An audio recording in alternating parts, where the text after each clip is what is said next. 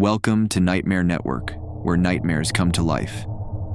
Get ready to dive into the darkest corners of the human psyche, where every shadow hides a secret and every whisper sends shivers down your spine. So grab a blanket, turn off the lights, and get ready for a journey into the unknown.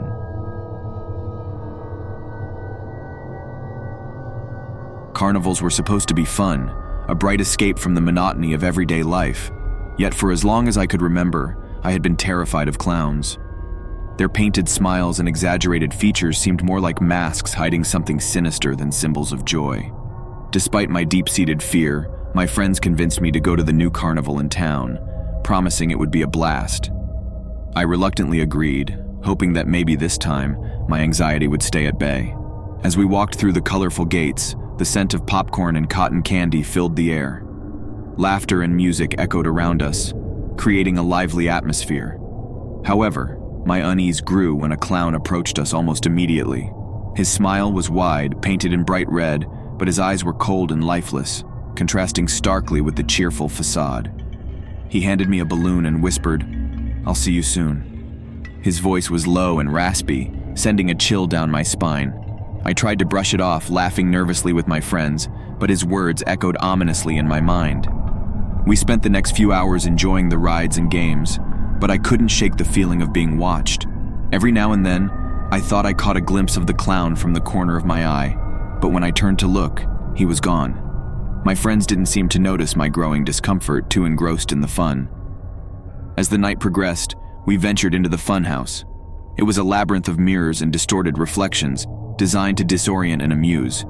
I tried to keep up with my friends, but the maze quickly separated us.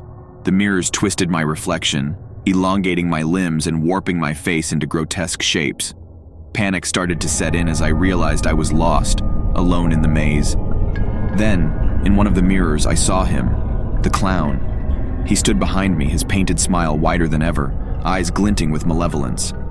I spun around, heart pounding, but there was no one there.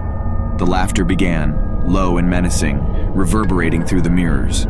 It grew louder with each step I took, surrounding me, suffocating me with fear.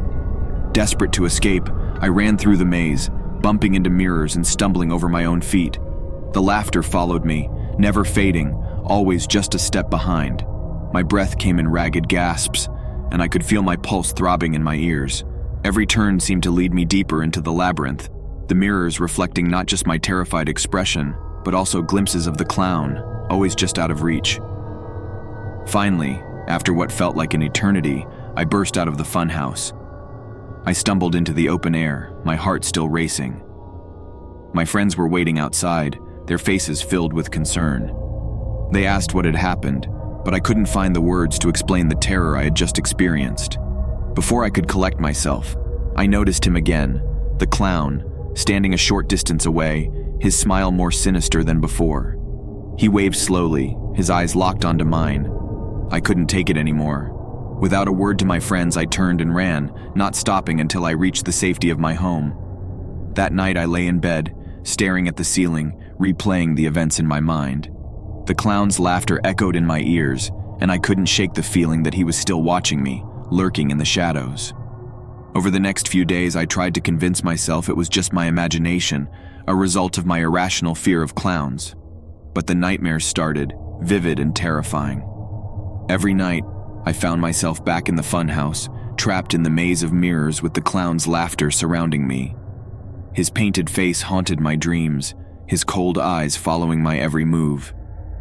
One night, I woke up in a cold sweat, the laughter still ringing in my ears. I glanced at the clock. It was 3 a.m. I tried to calm myself, telling myself it was just a nightmare. But then, I heard it, a low, raspy whisper coming from the darkness of my room. "I'll see you soon." My heart froze, and I slowly turned my head towards the source of the voice. There in the corner of my room stood the clown. His painted smile was wider than ever, and his eyes glinted with a terrifying hunger. I tried to scream, but no sound came out. I couldn't move, couldn't breathe. The clown stepped closer, his laughter filling the room, growing louder and more menacing. In a desperate attempt to escape, I closed my eyes, willing myself to wake up from this nightmare. When I opened them again, the clown was gone, but the fear remained, gnawing at my sanity. I knew I couldn't keep living like this, constantly looking over my shoulder, haunted by the memory of that night at the carnival. I tried to talk to my friends about it, but they dismissed it as just a bad dream, a result of my irrational fear of clowns. They didn't understand the depth of my terror, the feeling of being hunted by something I couldn't escape. I started avoiding carnivals, funhouses, anything that could trigger the memories. But the nightmares continued, and the laughter never truly left me. Months passed, and I tried to rebuild my life, to move past the experience. But every now and then, I would catch a glimpse of him. In the reflection of a shop window, in the background of a crowded street, always watching, always smiling. The creepy clown had become a permanent fixture in my life, a haunting reminder of the night my fear became all too real. To this day, I can't look at a clown without feeling a surge of panic. The memory of his cold, lifeless eyes and sinister smile is etched into my mind, a scar that will never fully heal. The carnival, once a place of joy and excitement, has become a symbol of my deepest fear, a reminder that some nightmares never end. The carnival had always been a place of joy and wonder for me, a place where the worries of the world seemed to vanish amid the bright lights and cheerful sounds. This year was no different, and I eagerly anticipated the magician's show, always a highlight of the carnival. He was known for his incredible feats of magic that left audiences in awe, and I couldn't wait to see what new tricks he had up his sleeve. As the evening sky darkened and the carnival lights flickered to life, I made my way to the large tent where the magician's show was held. The seats filled quickly with excited spectators, and a buzz of anticipation hung in the air. I found a seat near the front, eager to get a good view of the performance. The lights dimmed, and a hush fell over the crowd as the magician took the stage. He was tall and slender, dressed in a traditional black tuxedo with a top hat. His eyes, though, were what caught my attention. They were cold, almost lifeless, and his smile never seemed to reach them. Despite the unease that stirred in my stomach, I brushed it off, attributing it to nerves. The show began, and the magician performed a series of incredible tricks. He pulled rabbits out of hats, made doves appear from thin air, and sawed a woman in half, only to magically put her back together again. The audience was mesmerized, applauding and cheering with every trick. Yet, despite the applause, I couldn't shake the feeling that something was off. Finally, it was time for the grand finale. The magician stepped forward and called for a volunteer from the audience. My hand shot up almost instinctively, and before I knew it, he was pointing at me, beckoning me to the stage. A mix of excitement and fear churned in my stomach as I made my way up, the spotlight now on me. He guided me to a large, ornate box in the center of the stage. It was beautifully crafted, with intricate carvings and a plush interior. He instructed me to step inside, assuring me it was all part of the trick. I hesitated for a moment, but the audience's encouraging cheers gave me the courage to comply. As I settled inside, the lid closed, enveloping me in darkness. The air inside was thick and suffocating, and the faint smell of wood and velvet filled my nostrils. I felt the box being lifted and heard the murmurs of the audience outside. My heart pounded in my chest, a mix of anticipation and fear. Suddenly, the box shook violently, and I felt a sharp pain in my side. I gasped, but my voice seemed to be swallowed by the darkness. Panic surged through me as I struggled to make sense of what was happening. The magician's voice echoed in my mind, whispering dark promises and filling me with a sense of dread. "Don't be afraid," he whispered. "This is just the beginning." I could feel the box moving again, the sensation disorienting. The pain in my side grew worse, a searing agony that made it hard to breathe. I tried to scream, but no sound escaped my lips. The whispers grew louder, more insistent, taunting me with promises of suffering and torment. Then, just as suddenly as it had begun, the movement stopped and the lid of the box flew open. I stumbled out, disoriented and in pain. The bright lights of the stage blinded me for a moment, and the gasps and screams of the audience filled the air. I looked down and saw my clothes soaked in blood, my hands trembling as I touched the wound in my side. The audience's screams grew louder, and I turned to see the magician, but he was gone, vanished as if he had never been there. Panic and confusion washed over me as I stumbled off the stage, the pain in my side throbbing with every step. The carnival staff rushed to my aid, their faces pale with shock. I was taken to the hospital, where the doctors treated my wound. They said it was a deep cut, but miraculously, no vital organs had been damaged. I was lucky to be alive, they told me, but I didn't feel lucky. I felt haunted, the memory of the vengeful magician's trick replaying in my mind over and over. The police investigated the incident, but there was no trace of the magician. The carnival organizers claimed they had no idea who he was or how he had come to perform at their event. It was as if he had appeared out of thin air and vanished just as mysteriously. In the weeks that followed, I tried to put the experience behind me, but the haunting memory lingered. Every night I dreamed of the magician's cold eyes and the dark promises he whispered. The pain in my side, though healed, seemed to throb with a phantom ache, a constant reminder of the sinister event. I avoided carnivals and magic shows, the fear and trauma too fresh in my mind. The joy and wonder I once felt at such events were replaced by anxiety and dread. Even the sound of carnival music sent shivers down my spine, bringing back the memories of that fateful night. Years passed, but the memory never faded. The vengeful magician had left a mark on me, a scar that went beyond the physical wound. His trick had been more than just an illusion. It had been a brush with something dark and malevolent, something that lurked in the shadows and fed on fear.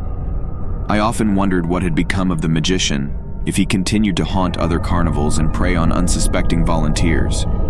The thought sent chills down my spine, but there was nothing I could do.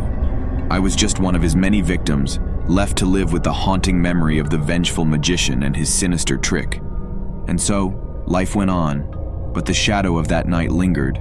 The magician's cold eyes and twisted smile haunted my dreams, a constant reminder of the darkness that can hide behind the guise of entertainment.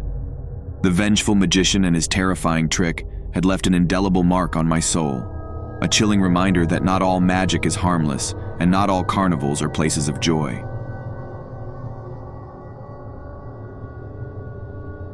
The carnival was a whirlwind of bright lights and laughter, a temporary escape from the monotony of everyday life. I had come with my partner, eager to enjoy the evening together. Among the rides and attractions, the Tunnel of Love caught our eye. It was supposed to be a romantic, serene ride, perfect for couples. Yet, as soon as I stepped into the small, creaky boat, a sense of dread washed over me. The water was dark and murky, and the air felt heavy, thick with the smell of decay. I tried to shake off the feeling, forcing a smile as we settled into the boat. The operator gave us a knowing grin and pushed us off. We drifted slowly towards the tunnel entrance, the laughter and chatter of the carnival fading behind us. As the boat entered the darkness, the lights around us flickered and dimmed, casting eerie shadows on the damp, moss-covered walls. The romantic music that played softly at the entrance soon turned into a haunting melody, distorted and unsettling. The boat moved slowly, almost as if it were being pulled by unseen hands. My partner squeezed my hand, trying to comfort me, but the fear gnawing at my insides was impossible to ignore. The tunnel seemed to stretch on forever, the darkness growing thicker with each passing moment. Suddenly, the walls began to close in, the once spacious tunnel now feeling claustrophobic. I could barely breathe, the air so thick it felt like I was inhaling water. Panic surged through me as I realized we were trapped. Then, without warning, ghostly figures appeared on the walls, their faces twisted in expressions of malice and despair. Their eyes seemed to follow us, filled with an unnatural glow. They reached out with skeletal hands, their touch icy and painful. I could feel their fingers grazing my skin, leaving a trail of cold fire in their wake. I screamed, the sound echoing back at me from the tunnel walls. My partner tried to pull me closer, but the ghostly figures seemed to grow more insistent, their grip tightening. I tried to push them away, but my hands passed through them as if they were made of smoke. The boat suddenly lurched forward, moving faster than before. The water around us churned and bubbled, as if something was stirring beneath the surface. I could hear whispers, low and guttural, speaking in a language I couldn't understand. The fear was suffocating, pressing down on me from all sides.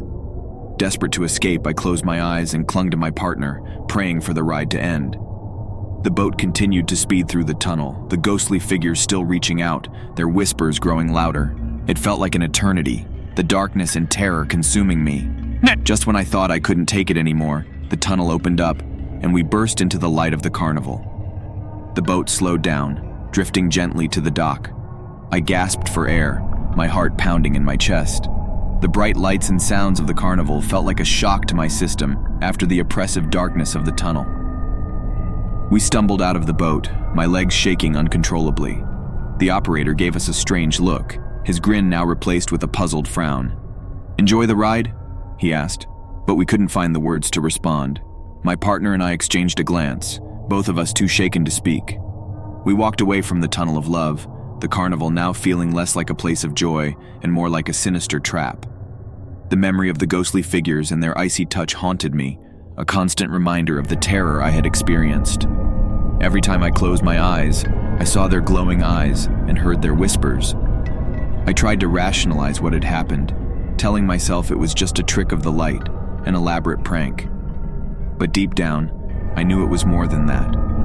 The fear I had felt was too real, too intense to be anything but genuine.